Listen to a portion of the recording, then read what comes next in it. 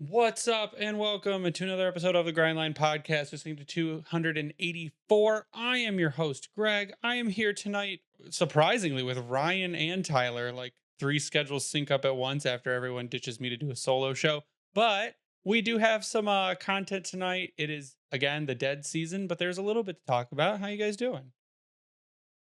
One's for Best Buy and my computer dying on me. I'd probably be a lot better right now, but Only yeah, starting like 20 minutes late. yeah. My computer crashed last week, so I had to re-download pretty much everything. I apparently don't have an audio driver that is properly functioning, which I just now figured out after being on my laptop messing with stuff all day. So yeah, I've been better. Tyler, Doing good. Been relaxing a lot, playing the new college football video game. I think I played 41 hours, so played a lot this weekend. Didn't do a whole lot of productive things this weekend, but that was to be expected. son of a bitch. I'm doing good though. Getting closer and closer to the fun seasons of football and hockey, so really looking forward to that as there's really not a whole lot to talk about, but here we are. We're going to make an episode out of it though. So I think what we're going to do off the top is just remind everyone we do have a Patreon now. If you go to patreon.com/the grindline podcast, there's a $3 tier and a $5 tier. The $3 tier is basically just a, hey, thanks for making a podcast that we like listening to. And if you're on our Discord, you get a cool red name. The $5 tier will get you some bonus content. We will answer questions from our $5 tier members on every episode. We also like to thank WJP Burner, Mike Rizzo, Brandon Case, Joseph Barry, and Jace for being our initial Patreon subscribers. If you go there to patreon.com/the grindline podcast and subscribe, I'll also be posting extra content there too. The idea is, I think, to at the end of episodes coming up when the season starts, do an extra like 10-minute segment and post that exclusively for Patreon members. So you can head over there and sub. We would really appreciate it. It helps us keep up with all of our subscriptions and hosting fees and cool stats that we use to run our episodes every $5 week. make you holla. Yeah, exactly. Not me, but Ryan will. He's promised. We had also asked, like, someone's like, "You gonna post feet pics?" I will post players No. in skates during games. I'll just screenshot their feet as they're skating if that's gonna make people happy, I guess. I would say the I got answer is nothing on that. to I that. have nothing snarky. See, no comeback. So No. we have one piece of Red Wings news, and that is Something that just fell in the background. it's fine. The one piece of Red Wings news is that Joe Veleno avoids arbitration by signing a 2-year contract with an AAV of 2.275 million. Um, okay. If you look at what Evolving Hockey had him sign for, the predicted term was 2 years at 2.036 million. So it is an overpay. I don't think that Joe Veleno really did anything to warrant higher than like a $1.5 million contract because he was coming off of a sub $900,000 deal. A bunch of people came back at me that said, who cares? We've got all the money. It doesn't matter. But it does matter, kind of, because if you start getting in the habit of overpaying players that don't deserve it, everyone else is going to want more money.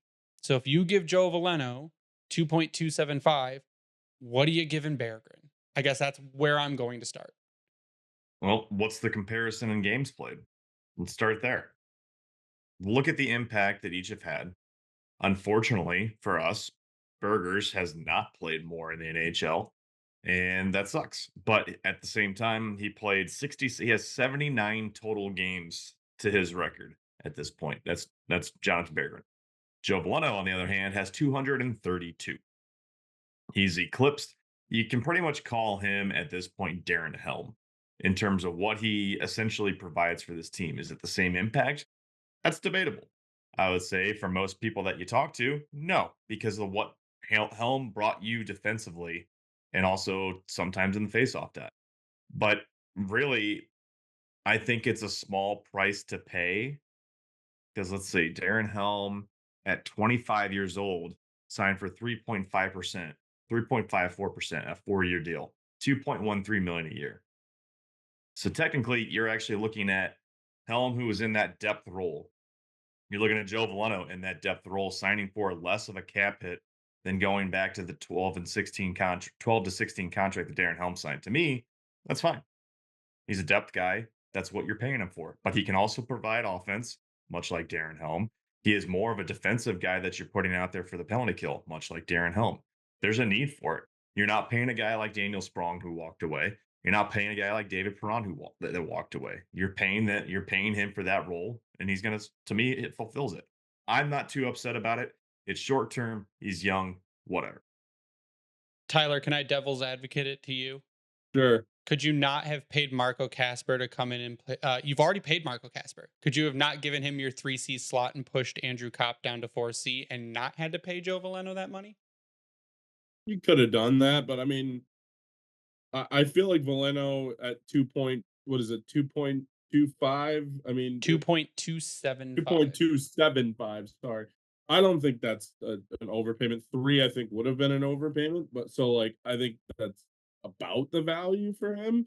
I mean, he did play 80 games last year. There is something to be said about that, considering he has had injury issues in the past. For him to go in and play 80 games, was pretty big. I know he had 81 the year before, but 66, and then obviously 2020, 2021 is kind of a wash with 5. So he's going into his 5th year in the NHL, and I mean, he's I think gotten better every year. I know that sounds like, I mean, he went from 7 points to sorry, 15 points to 20 points to 28 points. I mean, he's gotten better every year. So I think his best hockey is still in front of him. It's not like he's old or anything like that. He's what, 24 years old, so he's not old by any stretch of the imagination. And I mean, I, I don't see any issue with it, honestly. I think if anything, you need the depth, and the cap is going up, and it's going to continue to go up. So I don't see any issue with it. So I think my biggest thing is that it was talked about before last season, at the end of the season, not this past season, but the season before, is that we want Joe Veleno. Like, we noticed Joe Veleno, the first half of the season has a really good season. And then the second half of the season, like, he plateaued and kind of stalled and then dropped off and did nothing.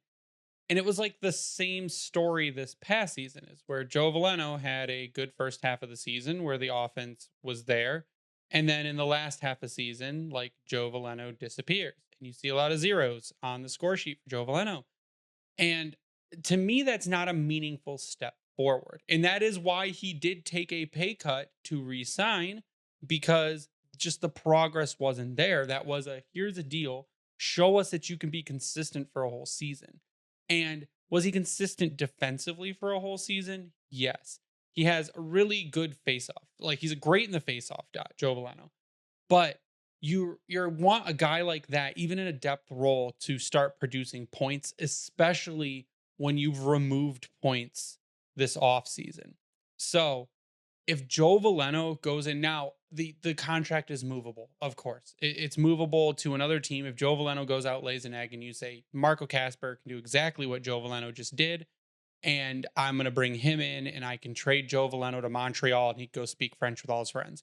You could do that, and it's fine. But I just think that doing this right now and leaving with yourself with, according to Puckpedia, $17,648,194 in cap space. You have 3 more players you need to sign.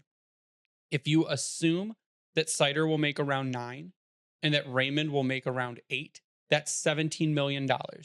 Where's your now $2 million, $1.5 to $2 million left over to sign Berggren? Unless you're going to move out a hole, unless you're going to move out money somewhere else, this contract was high to be able to re-sign your 3 remaining guys you need to sign. That's my sticking point right there. The contract standing on its own is okay. The contract knowing what's left over is kind of what gets me right now. I see your point, like you mentioned, dropping Copp down to the 4th line, but the precedent, I think, has already been set that why would Yzerman do that at this point? He said it last year. You've got several $1 million wasted on your 4th line in a guy like Kostin, and he moved him out. So to now put $5.6 million on your 4th line but center. Copp has a role, Ryan. Like, Copp is not Kostin. Copp has a role. And you signed him. It's your fault you're going to have a $5 million guy on the 4th line. I mean, I understand that, but now you're going from, I mean, what was Copp's ice time last season? And I wanted to go back to the point real quick. Veleno's really not that good at faceoffs. He's a career 46.5. Last year, he only got to 49. He's only been at 50% once, and that's when he took 34 total faceoffs. I was looking at his game log for faceoffs. 80%, 71.4, 50, 50, 66.7, 50, 42.9, And he only 55.6. and he only took a little over 600 faceoffs last season. Yeah, but if I'm looking at his game by game log, there's a lot of 50s and higher in here. Whereas you have Andrew Copp that has a 53.5 faceoff percentage from last season, and he took close to 1,000. At least with Copp, I mean, yeah, you could argue they are almost the same player that he's making half the money on, because Copp had 33 points last season and Veleno had 28. So really take your pick at that point as to who's really the more impactful guy. I would say Copp in the sense that he's can go out there and win you a face off, which half the time I got pissed off because he seemed to lose face offs when it mattered the most. But when you look at it, I think you can get by and I think you'll be okay. And I don't think that limits a guy like a Marco Casper or Nate Danielson or whoever we want to talk about that's knocking on the door going into training camp. So do I think that there could still be a move taking place? Sure. I don't think that's out of the realm of possibility. I mean, we heard after we talked last week, I think a tweet came out saying that the Trouba thing was all but dead because he pretty much threw Detroit on the no trade list at that point to avoid any of the bullshit. So what Detroit does on the back end, I really don't think anything else is going to happen there potentially. I hope I'm wrong because I still think another move needs to happen to your point, but at the same time, he can only do so much, and right now I think they're kind of stuck, unfortunately. My thing is I don't understand what they're doing with all the like I know you could never have enough organizational depth in terms of like the players that you have and the prospects that you have, but how many more young defensemen do you need? And when are you going to start making a decision on who's going to be on the roster and who's not? I know it's still maybe a little premature, but you start to see some of the players that were drafted after these guys starting to make impacts in the NHL. Does that mean that these guys aren't going to be good players? No, but future wise, that's something that I would look at. Now, the Andrew Copp thing is interesting because he had a good year the first year, and I know a lot of people think that the season was kind of down, but then he had an even worse season last year, in my opinion. Point production wise, you mean? 33 points in 79 games, where he had 42 points in 82 games the year before. So I mean, I don't know. I mean, it's interesting the Copp thing. Like, did they need to go do that? Probably not, but it's not like the Copp thing like hamstrings them. He's signed for 3 more years at 5.6. Yeah, it's probably a little high, but I mean, with the cap going up, he's probably going to be a third or fourth line guy by the time that contract is up. If he's still healthy, knock on wood. So I mean, it'll be interesting to see what happens with it. But I understand why someone would say, you know what, maybe move him to the fourth line and see what Casper can do on the third line. I mean, because what's Andrew Copp? Andrew Copp's best hockey is probably behind him, unfortunately. It probably is. He's 30 years old. He's been on some really good teams. He's been on some playoff rosters. And I mean, yeah, he's had 50 points a couple times or just once in what was it, 21-22 when he split time between Winnipeg and the Rangers. I don't know. I mean, at the time I loved it, and I think a lot of people did because it was like, a move in the right direction. But this is kind of an example of sometimes the moves that you make are the ones that you don't make. And maybe this was one that they should have sat out. Yeah, the Andrew Copp thing's really interesting. Andrew Copp from 2021-22 to 20 yeah, so in 2021-22 he got Selkie votes. But if you look at his past 2 seasons, it's really weird. So, like Tyler said, in 82 games in 2022-23, he had 9 goals, 33 assists for 42 points, was a +2 on a team that was worse than last season. He had a 49.8 faceoff percentage. He had a 7.5 shooting percentage with 120 shots on net. This past season, in 79 games played, 13 goals and 20 assists. So goals go up, assists go down. points total goes down. He's a -2, a -2 in plus minus, but he only took 109 shots, has an 11.9 shooting percentage.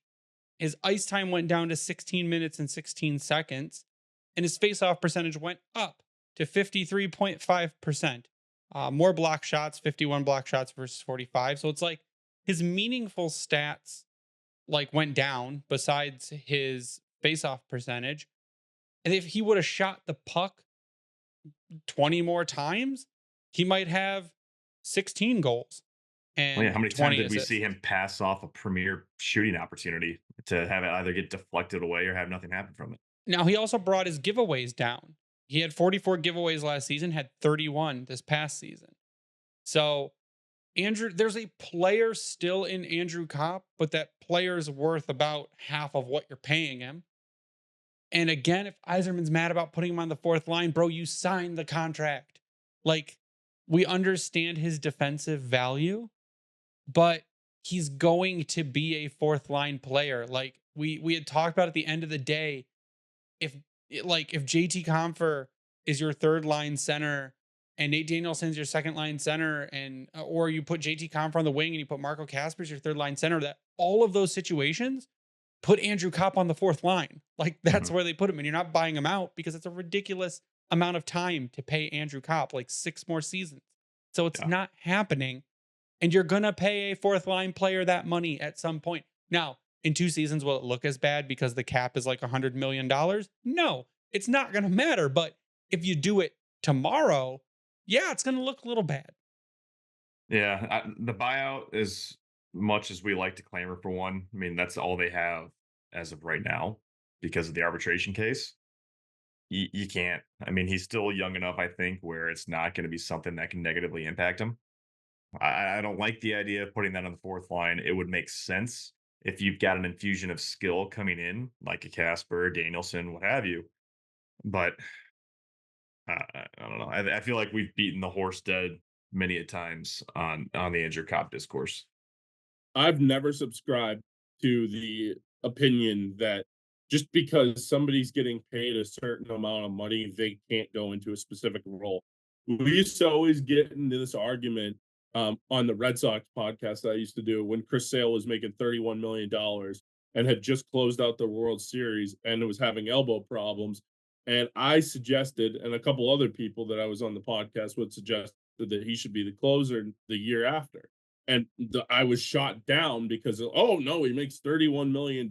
He shouldn't be the closer of your team. You shouldn't have to invest that much money in a closer. I'm like, who cares if it's effective of having Andrew Copp on the fourth line to make the Red Wings reference to it? Then and Marco Kasper becomes this really good hockey player because he's playing with better players and not scrubs on the fourth line. No offense to the guys on the fourth line of this team. Then why wouldn't you do it? I never understood that. Some people are like, well, he makes this amount of money, so he can't play here. Bullshit. I don't care if it sends a bad message. You know what sends a bad message? Players playing in certain roles because they're making certain amounts of money. That's my opinion on it.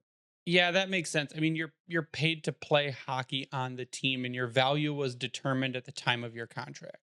And if it doesn't work out that way, then so be it. But I like you said, what you're paid does not mean this is where you play.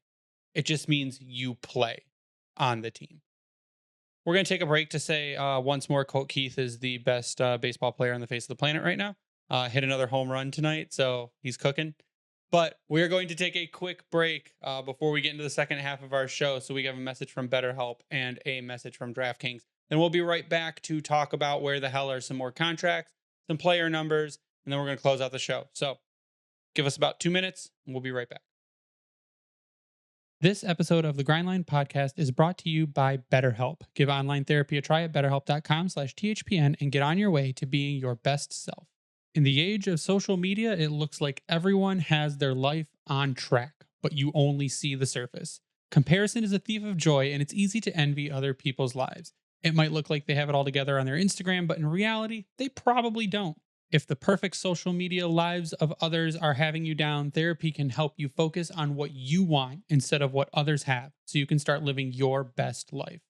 Just remember that everyone needs a little bit of help sometimes. It's helpful for learning positive coping skills and how to set boundaries, and empowers you to be the best version of yourself.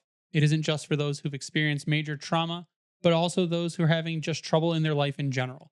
If you're thinking of starting therapy, give BetterHelp a try. It's entirely online, designed to be convenient, flexible, and suited to your schedule. Just fill out a brief questionnaire to get matched with a licensed therapist and switch therapists at any time for no additional charge. Stop comparing and start focusing with BetterHelp. Visit betterhelp.com/THPN today to get 10% off your first month. That's BetterHelp, HELP.com/THPN. Bet the action on the ice with DraftKings Sportsbook. It's never too early to get in your Stanley Cup predictions for the 24-25 season.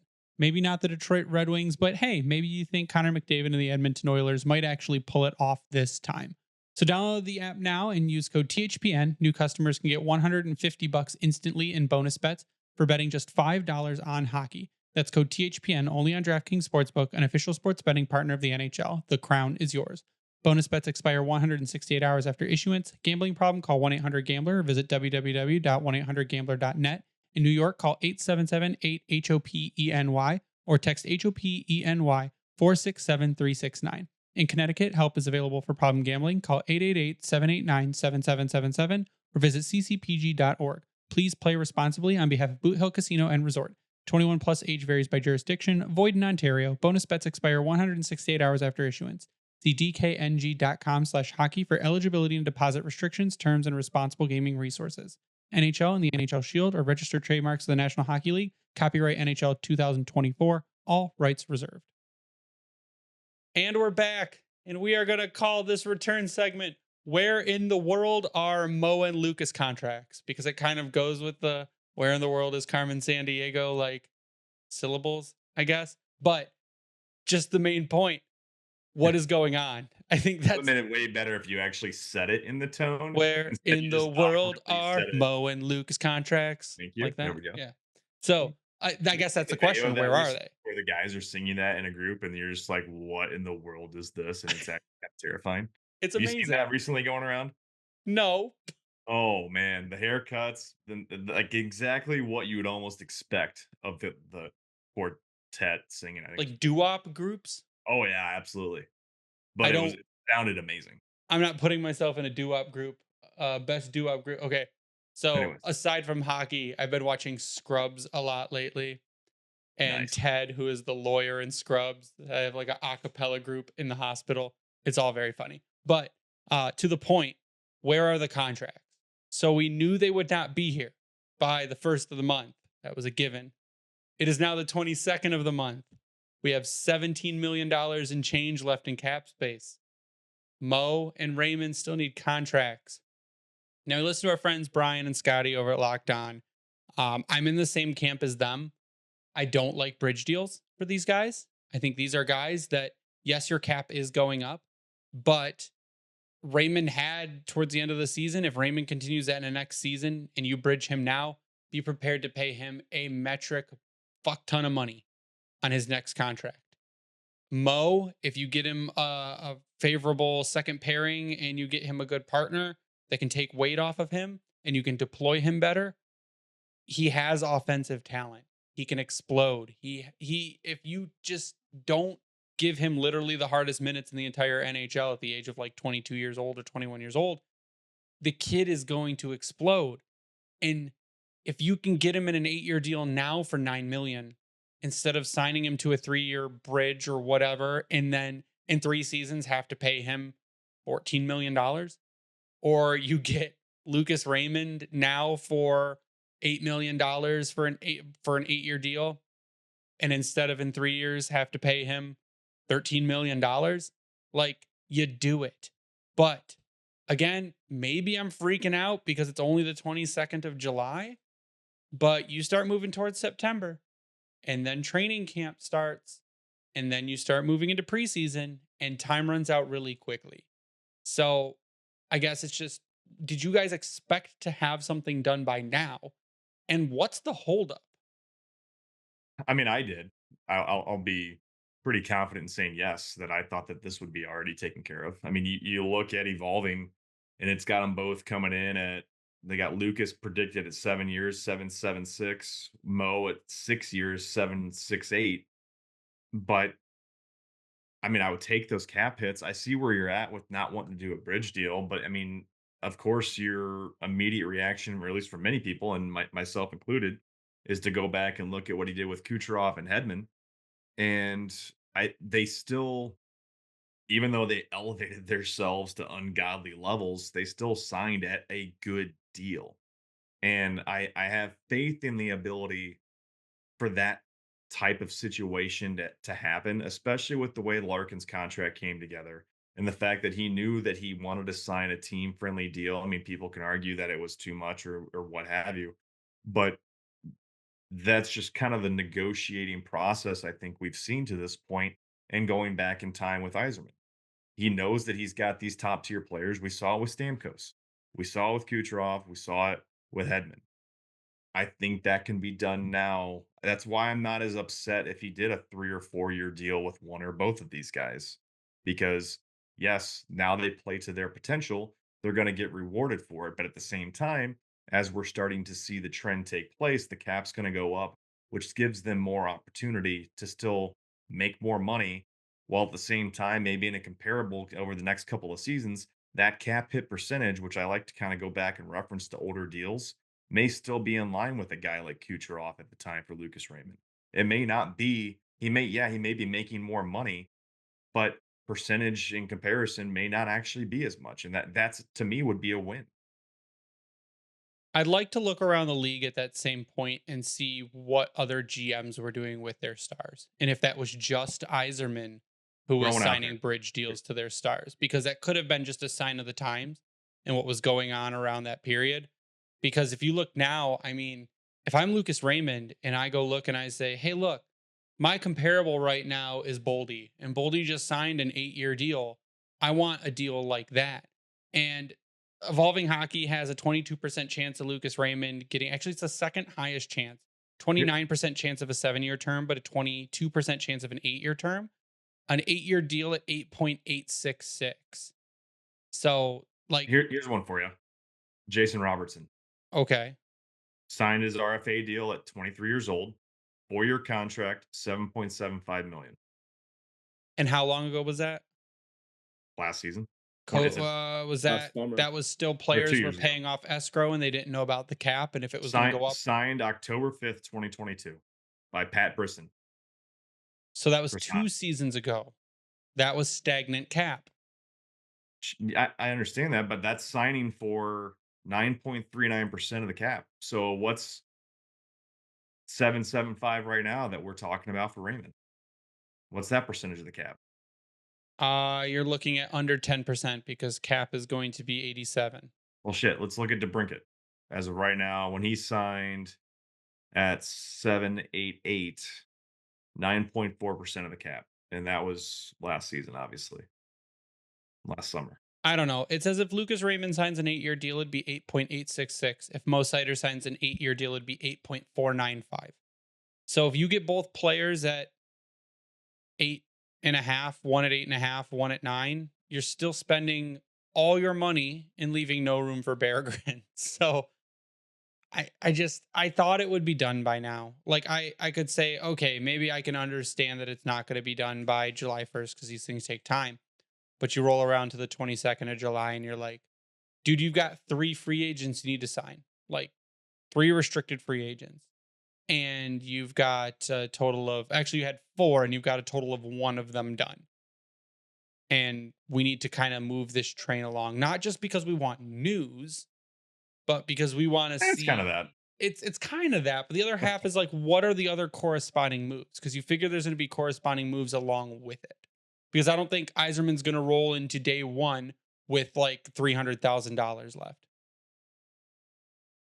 I guess I'm more okay with if it was a shorter term deal, but that's just me. Tyler, just tell me you want 8 year deals. I think the 8 year deal is probably the way that it's gonna go. Do I like it? I mean, I guess I do because I think no matter what you do this summer, if you give them an 8 year deal this summer, outside of them getting hurt or falling flat on their face in a bridge deal, you're gonna have to pay these guys even more next summer or the summer after.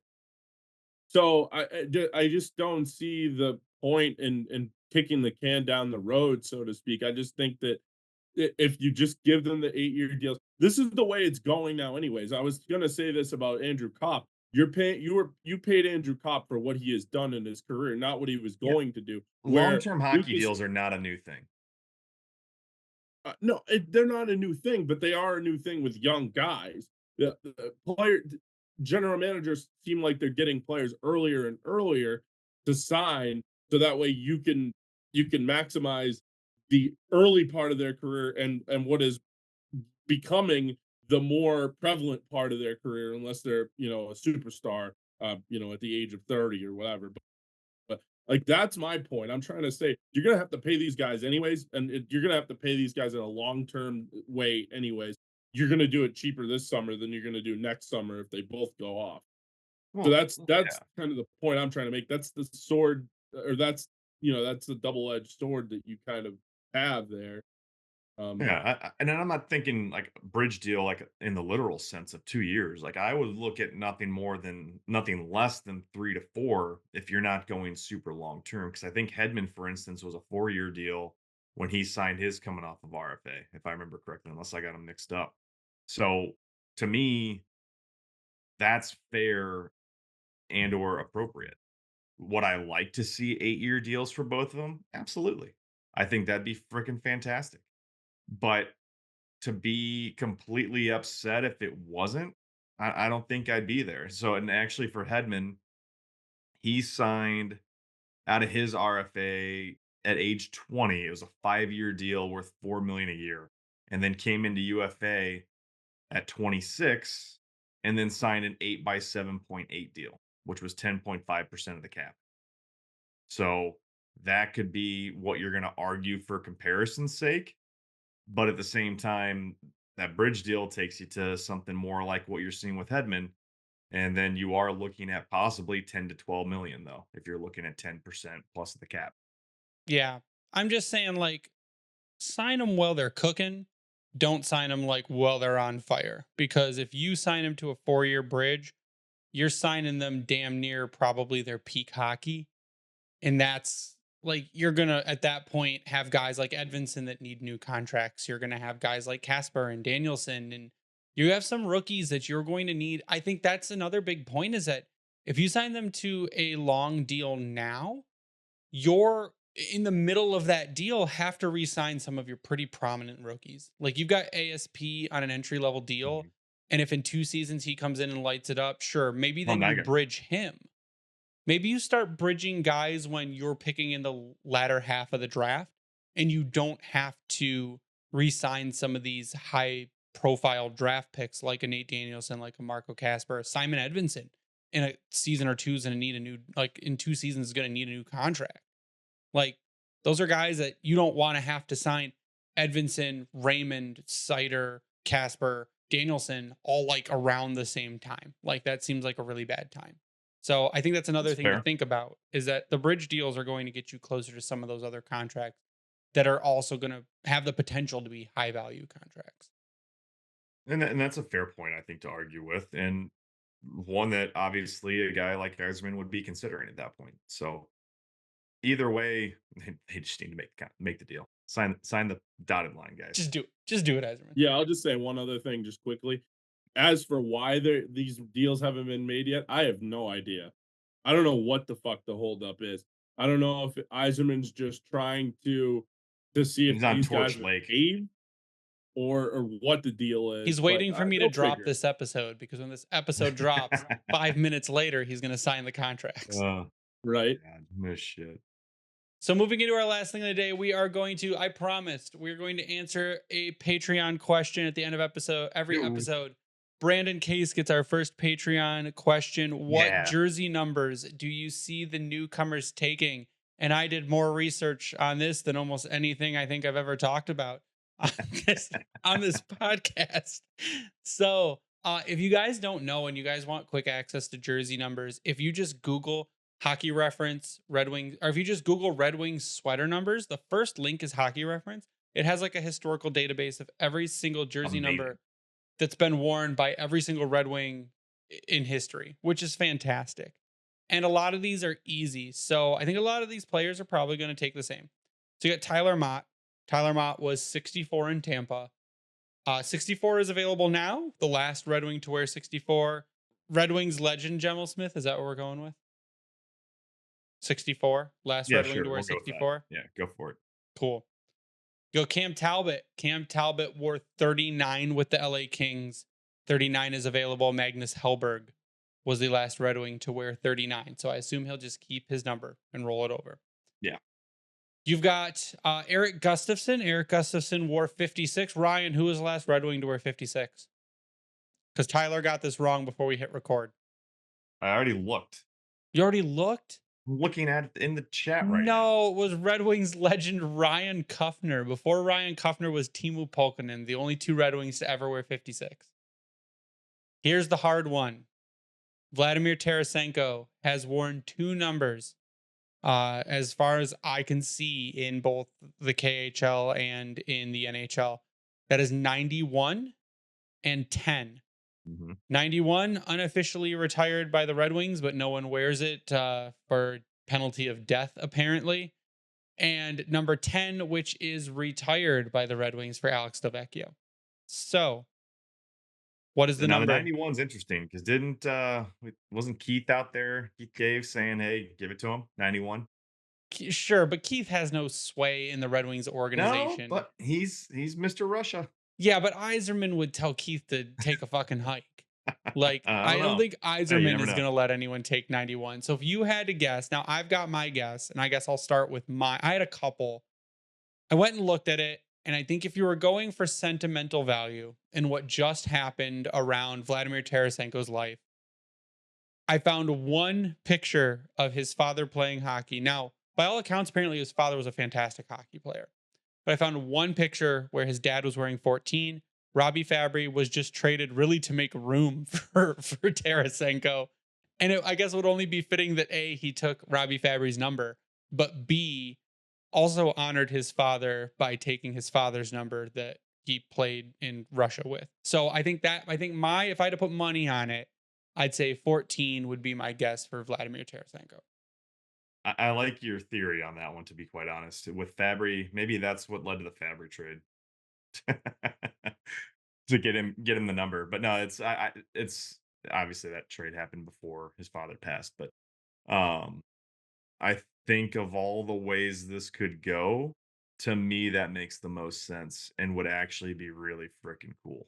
The fact that you found that, I think that puts it at the top of my list. Also think it lights a fire under his ass. It could, yeah. And then 91 to me would be the number 2 slotted into there. Yeah, I would say the number that he's going to end up wearing. It's not going to be 91. It's not going to be 14. Although I do like that. I think that kind of sounds good. The one I could see is 93 or like 61. If me and Greg were kind of talking before the podcast, maybe just flip that 91 upside down and it's 61. Could you see like a 93? Could you see an 89, just to go right after Patrick Kane? I don't know. I mean, it would be interesting. I really don't know. I'm surprised it hasn't come out yet. I don't know if they're just like out to lunch in Red Wing land right now. I don't know if they're just time on vacation or drinking, ginger ales or whatever the hell they're doing right now. But it sure as hell doesn't look like they're doing much other than the Joe Veleno signing right now. So I think they need to wake up and get some things done here because, we're approaching, we're approaching not the season just yet, but you're getting closer and closer. And as the days tick away, it's like you need to get some of these things done. I'm not talking about the Tarasenko thing. I'm talking about the contract. But yeah, the Tarasenko thing. I mean, if you want to sell merch, how are you supposed to buy a jersey or a T-shirt right now if you don't even know what number Tarasenko is going to wear? Well, So, they don't even have I don't know. the jerseys in stock to sell. So there you go. There's your answer. Thanks, Well, Fanatics. Fanatics is a fucking disaster, so that doesn't surprise me. Well, I was messaging our friends over at Vintage, and they were thinking that, for one, they're completely in the dark about what's going on with the new jerseys from Fanatics, and two, they're hearing potentially they may not even get jerseys until November. For those keeping track at home, the season starts at the beginning of Yeah, so that's October. past when the season starts. Yeah. So your only chance, potentially, I'm not saying this is what could happen or will happen at Vintage. Your only chance to get a jersey may be at a Wings game as of right now, and that's where you're going to get stuck. Have a freaking patch on your jersey. Yeah, that's a mess. I mean, apparently we also have an option to talk to people from Fanatics, so I think we might have to go do that. Oh yeah, Let's talk about the good things, though. New Era got I'm the happy hat about the deal, new which is era thing, awesome. though. I love it. Yep. Although I'll say one thing about the new era thing, Ryan, and you probably know what I'm talking about when it comes to new era nowadays versus new era a couple of years ago. The fit is still great. I have no complaints there. The quality is still good. What in the fuck are they doing with some of these MLB All-Star games and MLB? Just like, if you go to the new era website, they have a million different designs, and I don't want one of them other than the one with the logo on the front. Actually, the one you have on right now. Logo on the front, New Era side, patch on the side, NHL logo on the back, or Red Wing logo on the back. I don't This is in whatever color. I'm looking forward to seeing what they do come out with in terms of team hats, because right now you can only get these new eras at Little Caesars Arena. There's a couple different designs that you can get, and obviously I'm a 5950 wearer because that I found out last couple of years, maybe it's the dad mode being engaged, that these hats fit my giant dome the correct way. So when I saw that deal came through, I've been wanting this for the last several years when we've seen the Fanatics bullshit hats coming through, and now I'm just hopeful. I mean, I get why they do all the crazy design. I hate the All-Star hats. I like the NL ones. I did not like the AL ones for baseball. But as a whole, you're getting a much higher quality hat from New Era. And I Yeah, think with all the crazy designs that are out there, it's a collector's dream at that point because people are going to buy them. Because a yeah, lot of the stuff, it goes with a lot of the craziness they'll probably get for a team outfit or what have you. And they also have some awesome, just random one-offs. They have awesome 4th of July hats for like USA and things of that nature. I couldn't even get my hands on this year because they sold out within like 2 days. So there's a lot of awesome opportunity there with the NHL finally getting back with New Era, and I love it. yeah. I love my 5350. I've got a black and gray with the Red Wings and like script writing. That's really sweet. Nice. They don't have to deal with the little Red Wing on the Patrick Kane's hat anymore. The patch That is hats. that hat, I'm telling you right now, was fucking terrible. The Stanley Cup champs hat for the Florida Panthers was fucking terrible. So thankfully, New Era is probably going to step in on that front as well.